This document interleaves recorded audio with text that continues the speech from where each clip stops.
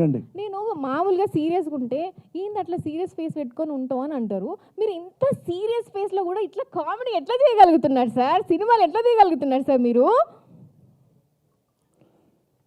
అట్లానే 500 సినిమాలు తీసా.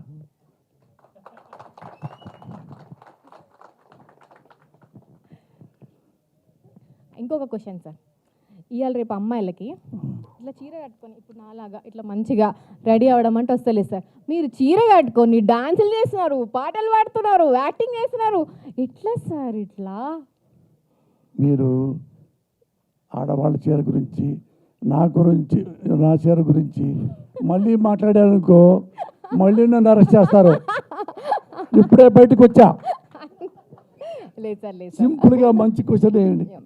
చెప్పండి సార్, ఈ సినిమా గురించి ఒక 2 మాటలు మా ఆడియన్స్గా చెప్పండి. ఎట్లుండబోతుంది సినిమా? ఆల్రెడీ మీరు ఒక సినిమా తీస్తున్నారంటేనే అందులో మీ యాక్టింగ్ ఉంటుంది. మిమ్మల్ని ఏ రోల్ అంటే మిమ్మల్ని ఒక డైరెక్టర్గా నేను అభినందించాలా, రైటర్గా అభినందించాలా ఎట్లా తెలియట్లేదు. కాబట్టి ఇప్పుడు హీరోగా ఈ సినిమా గురించి ఒక 4 మాటలు మాట్లాడండి సార్. అందరికీ నమస్కారం. ఆపరేషన్ అరుణారెడ్డి. నేను 100 సినిమాలు రాశా రైటర్గా, ఆర్టిస్ట్గా కాకుండా డైరెక్టర్గా 7-8 సినిమాలు చేశా. ఇది నాకు one of the best screen play story రాయాలని ఒక ఆలోచనతో ఈ సినిమా చేశాను.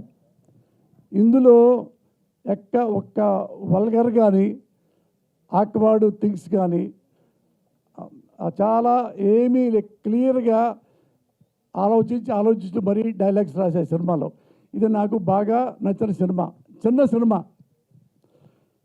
ఈ సినిమా నేను తొందరగా చేయటానికి, ఇది ఫస్ట్ కాపీ తీయటానికి 17వ తారీఖు నేను సినిమా స్టార్ట్ అవడానికి, రిలీజ్ అవడానికి కారణం నా మిత్రులు, పెద్దవారు, శ్రీనివాస్ గారు, ఉగాండా శ్రీనివాస్ గారు నిర్మాత. నన్ను ఎప్పుడు ఆయన 15-20 ఏళ్ళ నుంచి నన్ను చూస్తూ ఉన్నాడు.